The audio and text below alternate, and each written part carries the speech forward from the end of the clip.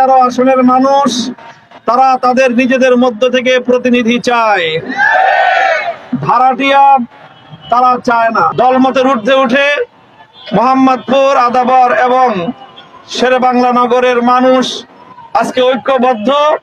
ইনশাআল্লাহ রিকশা মার্কা এখন এই ঢাকা 13-তে কোনো দলীয় বা জোটের একক মার্কা নয়, এটা সর্বস্তরের জনগণের মার্কায় পরিণত হয়েছে।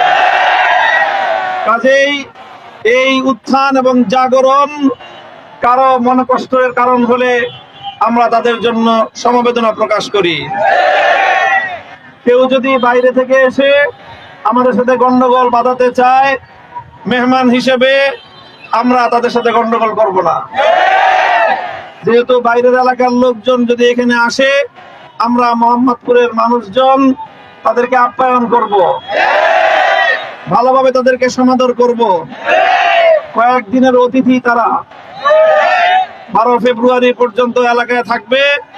আপনারা তাদেরকে যেখানে এই অতিথিদেরকে পাবেন তাদেরকে আদর যত্ন করবেন, ভালোবাসা দিবেন, চা নাস্তা খাওয়াবেন, তাদের সঙ্গে কোনোভাবে গন্ডগোলে জড়াবেন না।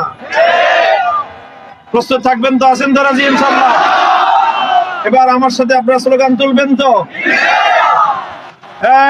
গোলামি না আজাদি, গোলামি না আজাদি।